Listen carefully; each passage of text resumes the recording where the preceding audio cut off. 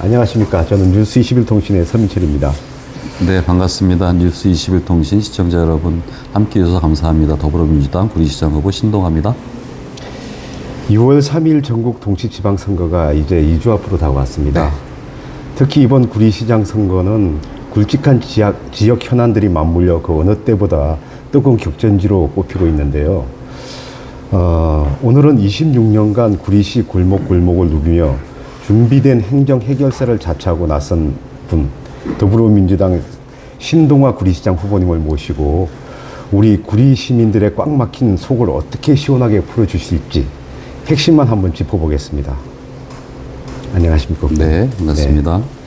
먼저 이제 좀 편안하게 말씀하셔도 되고요.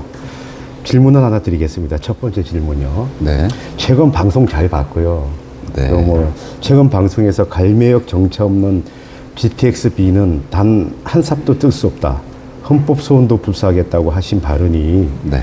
구리 시민들 사이에서 엄청난 화제입니다. 아, 네. 예, 눈치 보지 않는 이 강한 결단력은 어디서 나온 것이며 시장이 되시면 이 약속을 어떻게 행동으로 증명해 보이실지 답변을 좀 부탁드립니다. 네, 우선 선출직은 시민이 뽑아준 시민의 대의기구의 수장입니다. 당연히 시민이 무엇을 원하는지 가장 잘 알아야 되고요. 또 시민의 권익을 위해서라면 모든 것을 내놓고 투쟁할 수 있어야 된다고 생각을 합니다. GTX 비노선 인천 송도에서 남양주 마석까지 오는 82km 구간인데요. 공교롭게 원래 당초 계획은 대심도 광역 철도였습니다. 고속철도인데요. 그것이 사업성이 부족하다는 이유로 서울시 구간은 모두 지하 대심도로 오다가 구리시에서 지상으로 전환돼서 올라옵니다. 대심도에서 지상으로 올라와서 그 경춘선 기존 선로를 활용하는 계획으로 변경이 되어서 확정이 되었죠. 그래서 마석까지 가는데 상식적으로 생각하면 대심도에서 지상으로 올라오는 구간에 많은 에너지가 필요할 거 아니에요. 그러면 당연히 소음, 진동, 분진이 우려가 되죠. 그런데 거기에서 패싱하고 지나가 버리면 구리 시민 입장에서 너무나 억울하지요. 그렇죠. 거기에 유지관리 플랫폼이라는 것도 설치합니다. 그러니까 유지 보수를 위한 차량 기지의 보조 차량 기지의 역할을 하는 거죠. 갑작스러운 차량 고장이라든가 수선 유지를 위해서 플랫폼을 만드는 건데 그것도 갈매동에 설치하겠다고 합니다. 그리고 그 지하에서 공사하는 데서 나오는 토사 야적장도 구리시 갈매동에다가 설치하겠다고 합니다. 그런데 또 공사비도 구리시를 지나가는 길이만큼 공사비도 400억을 분담하라는 거예요. 그런데 세우진 않겠대요. 이거 도저히 납득할 수 없는 결정이죠. 그 이유는 간단합니다. 별내역하고 갈매역 사이가 역과 역 간격이 짧기 때문이라고 합니다.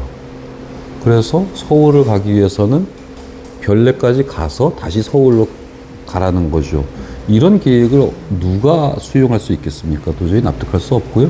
이것은 보편성의 원칙에 입각해서 보더라도 선법 소원도 불사하겠다라는 것이 저의 입장이고요. 이것은 당연히 저의 입장이라기보다는 구리 시민 모두의 강철 같은 각오이고요. 그런 의미에서 시민을 대신하는 집행부의 수장이 된다면 당연히 GTX 갈매역 정차 없는 착공은 용납할 수 없다. 헌법 소원까지 불사하겠다. 이런 입장입니다. 그럼 어떻게 할 거냐 이런 얘기가 있었잖아요. 질문하실 때. 방법도 있습니다. 다행히 인근의 태능 CC 개발 사업이 최근에 발표가 됐습니다. 태능 CC를 개발하기 위해서는 다양한 교통 인프라를 확보해야 되죠. 광역교통 개선 대책 세워야 됩니다. 그 태능 CC는 구리시 행정구역상 구리시도 포함되어 있습니다. 그래서 행정구역상 구리시도 포함되어 있는 태능 CC 개발이기 때문에 광역교통 개선 대책을 세울 때 반드시 구리시의 입장이 반영이 돼야 된다고 생각하고 태능 CC 개발 사업에 따른 광역교통 개선 대책에 GTX 비노선 갈매역 정차가 포함될 수 있도록 하면 오히려 조금 더 쉽게 접근할 수 있지 않을까 하는 생각입니다. 왜냐하면 왕숙지구 같은 경우는 없는 역을 새로 신설해야 되기 때문에 공사기간이 많이 소요가 되는데 저희 갈매역 같은 경우는 기존 선로를 잘 개선만 하면 충분히 활용이 가능해서 뭐 그 갈매역 정차만 확정된다면 뭐 조금 시간적 여유는 좀 있습니다. 아, 그렇습니까? 그럼 두 번째 질문으로 넘어가서요. 동구는 군부대 유휴 부지를 활용해서 연간 1,000만 명이 찾는 K 관광벨트, 즉 제2의 전주 한옥마을을 만들겠다는 공약이 굉장히 신선하게 다가오는데요. 이 프로젝트가 완성되면 우리 구리 시민들의 지갑과 삶의 품격이 어떻게 바뀌는지 네. 그 설계하시는 내용을 그림을 그리듯이 한번 설명해 주시기 바랍니다. 예, 말씀드린 것처럼 한강을 끼고 있는 구리시는 천혜의 역사 문화 도시의 성격을 같이 가지고 있습니다. 그 남한 내에 최대 고구려 유적이 발굴돼 있는 고구려의 숨결이 묻어 있는 아차산이 있고 또 그 유네스코가 세계 문화유산으로 등재한 동구릉이 있습니다.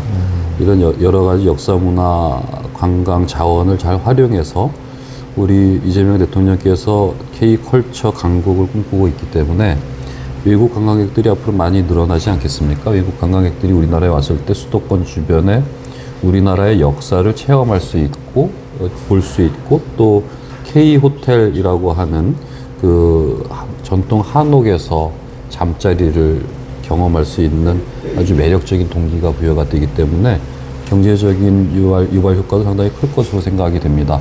일자리도 많아질 것이고요. 또 다양한 문화 산업을 통해서 부가가치가 창출이 될 것이라고 기대가 되고요. 일례로 남산에 1년에 올라가는 관광객이 한 1,300만 명 정도 되는 걸로 추산이 됩니다. 일단 기본적으로 그것의 한 절반만 하더라도 700만 명 이상이 다녀갈 수 있는 아주 좋은 문화 관광 상품이 될 것이라고 기대가 되어서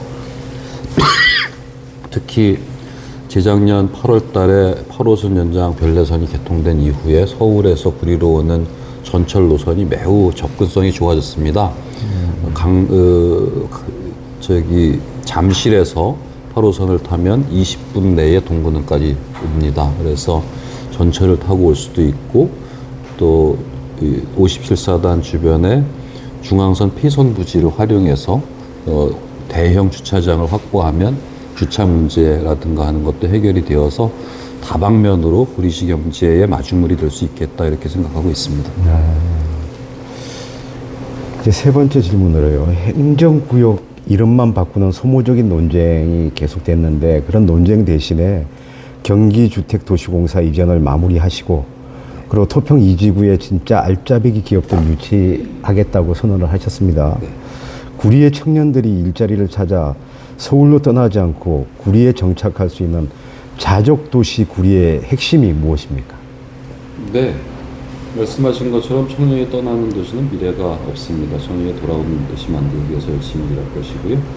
토평 2지구는 정말 수도권 인근에 아주 좋은 주변 환경을 갖추고 있습니다. 그래서 도시 개발하는 데 상당히 경쟁력이 있는데 아파트만 짓는 것은 의미가 없죠. 그것은 구리시가 현재 재정자율도가 27%인데 재정자율도 낮은 것을 해결하는데 아파트 가지고는 절대 획도 없습니다. 그래서 앞으로 자족 기능을 갖춘 고부가가치를 생산할 수 있는 첨단 미래 산업을 유치할 계획이고요. 그것은 충분히 이 접근성이 좋은 입지 여건을 갖고 있어서 충분히 가능하다고 생각합니다. 저는 도시 개발을 하는 데 있어서 세 가지 원칙이 반드시 전제되어야 된다고 생각하는데 첫 번째가 원주민에 대한 합리적이고 정당한 보상, 또 두 번째가 광역교통 개선 대책 마련을 통한 교통 인프라 확보, 또 세 번째가 자족 기능을 갖춘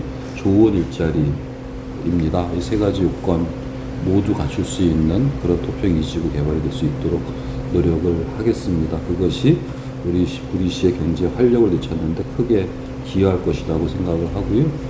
그렇게 추진하는 데는 걸림돌이 없을 거라고 생각이 됩니다. 왜냐하면 LH공사가 경기주택도시공사 또는 구리도시공사의 사업 참여를 얼마든지 허용하고 있기 때문에 공동사업 방식으로 추진할 경우에 충분히 구리시의 입장이 또 토평 2지구 지구단위 계획 수립 과정에 반영이 될 수 있기 때문입니다.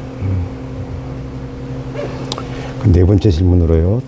물론 다른 후보님들도 다 같은 생각을 하고 경쟁력이 있다고 충분하다고 생각을 하시겠지만은 특히 구리시에서만 26년간 의정 활동을 하시고 누구보다 시정 구석구석을 잘 아는 구리 전문가이십니다. 그렇게들 또 판단들을 하시고 있고요. 그 의회 심판에서 직접 뛰는 선수가 되겠다고 말씀을 하셨는데 시행착오 없이 시장이 되시면 취임 첫날부터 구리시의 꼬인 실타래를 바로 풀 수 있다고 자신하시는지요? 네, 그렇습니다. 우선 지방 정부가 스스로 무엇을 하기에는 권한이 그렇게 크지 않습니다. 다만 그럴 경우에 중앙 정부와 국회 또 경기도와 상호 협력하고 유기적으로 소통하고 또 이 조화롭게 역할 분담을 하는 것이 매우 중요한 성패의 갈림돌인데요. 중앙정부 설득할 수 있는 인적 네트워크 있고 또 다행히 구리시에는 구리시의 자랑인 구리시의 5선 출신 윤호중 행정안전부 장관께서 국회의원으로 계시기 때문에 중앙정부와 국회 사이에 충분히 가교 역할을 해주실 것으로 기대하고 있고요. 또 저는 아시는 분들은 아시겠습니다만 윤호중 국회의원의 정책보좌관으로 국회에서 오랜 기간 함께 호흡을 하면서 국정감사라든가 국가정책 입안 과정에 참여했던 경험이 있습니다. 그런 경험을 바탕으로 경기도와에도 유기적인 협력관계를 유지할 수 있겠다라고 자신하고 있기 때문에 시행착오 없이 바로 시정 전반에 관한 실행력 있는 효능감 있는 그런 역할을 할 수 있다라고 자부하고 있습니다. 아, 네. 그럼 제가 마지막 질문 하나 드리겠습니다. 뭐 시청자분들이 더 많이 아시고 싶은 부분도 있겠지만은 또 우리 대한민국 국민들이 좀 급한 부분도 있어요. 그래서 쇼츠도 넘기는 상황이라 맞습니다. 간단하게 임팩트 있는 답만 해주셔서 많은 관심을 받았으면 하는 뜻에서 이제 질문을 줄이겠는데요. 그 우리 후보님이 말씀하시기를 선거만 바라보는 정치꾼이 아니라 다음 세대를 준비하는 참 일꾼이 되겠다는 다짐이 깊은 인상을 남겼습니다. 6월 3일 구리시의 미래를 바꿀 시민 여러분께 마지막으로 호소 한 말씀 부탁드립니다. 네, 뉴스 21통신 시청자 여러분 그리고 존경하는 구리 시민 여러분, 6월 3일은 심판의 날이기도 하지만 선택의 날입니다. 구리시의 발전을 앞당길 유능하고 준비되고 잘 정리된 후보가 누구인지 꼼꼼히 살펴봐 주시기 바랍니다. 제가 얽힌 실타래를 잘 풀어내서 멈췄던 구리시의 엔진을 힘차게 돌릴 수 있도록 열심히 노력하겠습니다. 구리시에 사는 것이 자부심이 될 수 있도록 최선을 다하겠습니다. 다음 선거를 준비하는 정치꾼이 아니라 다음 세대를 준비하는 참 일꾼이 되겠습니다. 마지막으로 한마디 더 하겠습니다. 서울을 부러워하는 구리시 절대 바람직한 방향이 아닙니다. 희망을 쫓는 정치가 아니라 희망을 키우는 정치를 하기 위해서는 서울이 부러워하는 구리시를 만드는 것이 답입니다. 그 답을 찾아서 신동아가 시민 여러분들과 함께 열심히 구리시의 변화를 앞당기겠습니다. 감사합니다. 네, 짧은 시간이었지만 이제 구리시를 단순한 베드타운이 아닌 서울이 부러워하는 자족도시를 만들겠다는 우리 후보님의 강한 확신과 의지를 엿볼 수 있어서 굉장히 좋은 인터뷰였다고 생각됩니다. 시간 내주셔서 감사합니다. 네, 감사합니다. 네. 열심히 하겠습니다. 고맙습니다.